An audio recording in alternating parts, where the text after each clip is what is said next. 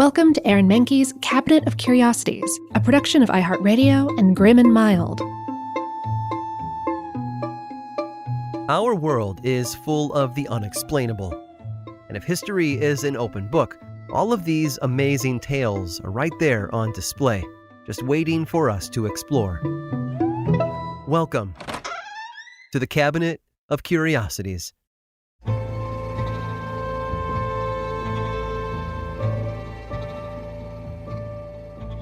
The treasure trove was enormous. It's a recent discovery in northwest Saudi Arabia. In fact, just this summer, archaeologists published their findings after years of work. What they found stunned them: a massive stockpile deep underground in the natural tunnel formed by a hollow lava tube. And the hoard inside? Hundreds of thousands of treasures. It's a find that overshadows the usual hoards that are turned up these days by folks with metal detectors and a keen sense of ancient burial sites. For instance, someone recently set the new record for finding the largest Old English treasure hoard. As important as their discovery is, it was just 131 gold coins and 4 more odd gold objects. That discovery outshines the famous Sutton Hoo burial ship, which had only offered up 37 coins to archaeologists. By comparison, the massive scale of the lava tube treasure surpasses it all by far. We can start to make sense of that, though, when we realize just how long it took the hoarders to work their stockpile. It was the work of generations. You see, once archaeologists started dating the objects they unearthed from the hoard, they found that the oldest was placed there nearly 7,000 years ago. In other places, they might not have survived. It was the extremely dry conditions of the lava tube that preserved them. But they're not just old. The most recent items date to about the middle of the 1600s. That means that to create this underground collection in the darkness of the lava tube, it wasn't just the work of generations, but the work of millennia. Not that it's a treasure that would attract anyone, though, because this is slightly unusual for a hoard. It wasn't gold or coins or even an ancient ship. It was a burial mound, though. That's right. The collection was a hoard of bones.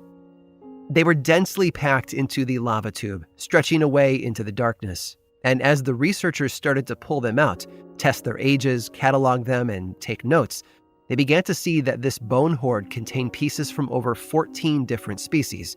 It included the bones of cows, camels, horses, rodents, and a lot more. The study got really serious, though, when they checked the bones for markings. Sure, they found cuts, and maybe that's what you'd expect, but they also found the marks of teeth. These bones had been chewed. Some were even partially digested. That tells us that these bones weren't just a burial mound for the dead. And here's the thing. It wasn't like these were just the bones of cows and goats. No, what the researchers found gave them a chill, because some of the bones were human. In fact, it's human skull fragments that were found among the other gnawed bones. But what archaeologists guess about these skulls is even more gruesome than that. If we go by their best guess, they think these skulls were scavenged from graves. After the bodies of the dead were buried, someone from the clan of hoarders came through, sniffed them out, and dug them up. Then they lugged them back to the lava tunnel where they added them to a treasure trove. After they gave those skulls a good chew, of course, and one of the archaeologists even suggested that these skull caps with tooth marks are the only thing to survive because the hoarders chewed the rest to splinters. The pieces of skull candy only survived because they didn't taste quite as good. All of that would be truly horrifying if the family packing the lava tube with bones for 7,000 years was human. But as you may have guessed by now, this family was something else. No, the builders of this massive treasure trove weren't people, but hyenas. Striped hyenas, that is. These days, they're a threatened species, but they used to be a mainstay of the region. So breathe a sigh of relief. But to me, the fact that it's a family of hyenas passing on the work of a major treasure trove from parent to child, that makes 7,000 years of stockpiling skeletons all the more impressive.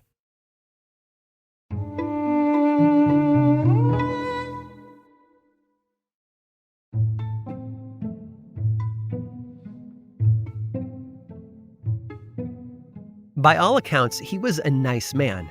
There's a lot of history to unpack around Henry I of England, so much that it reads like an early draft of Game of Thrones. Henry and his older brothers Robert and William were born to William the Conqueror, Upon their father's death, the older sons were given land and power, but Henry was not. He spent much of his time conspiring with William against Robert in an attempt to rise to power. The brothers fought often, jostling for land and control. None trusted the other, but both seem to have trusted Henry the least. Honestly, after reading through the events, it's a wonder the brothers didn't kill each other, although for a while some historians wondered if one of them had succeeded. In early August of 1100, an arrow ended King William's life. With no male heir, Robert and Henry fought bitterly over the kingdom, and in the end, Henry was hastily crowned king. He settled into the kingdom, marrying and having 2 children, with Queen Matilda and countless other children with various mistresses. He enjoyed all the riches the life of a king offered, including power, women, and food. The royals had an appetite for the unusual, including swans and peacocks. The king had a fetish for fish. Often he overindulged in his favorite, lampreys, a type of eel found in brooks, rivers, and the sea. Henry was so fond of the dish, he ate them cooked in wine and even in a pie. Unfortunately for him, his favorite dish caused considerable digestive upset.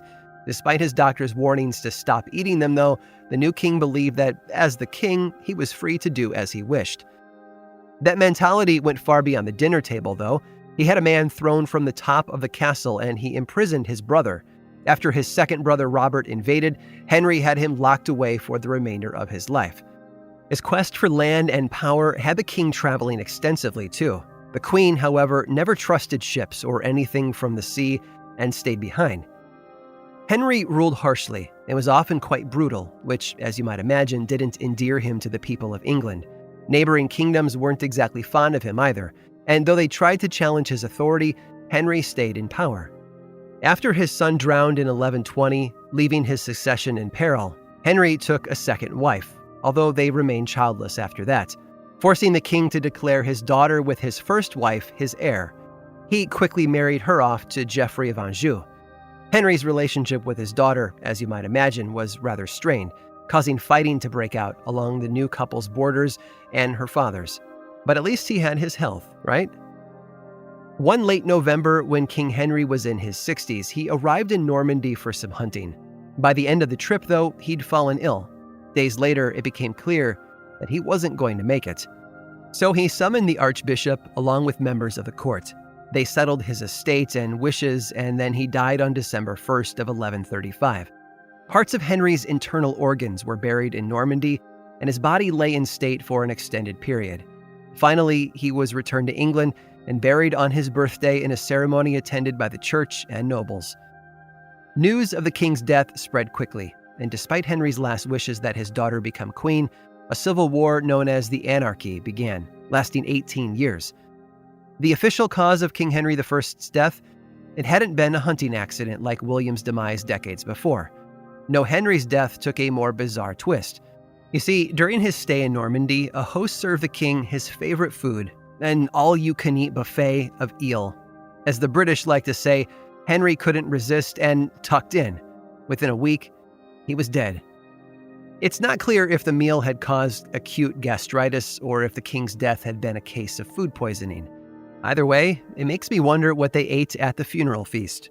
Was it lamprey pie?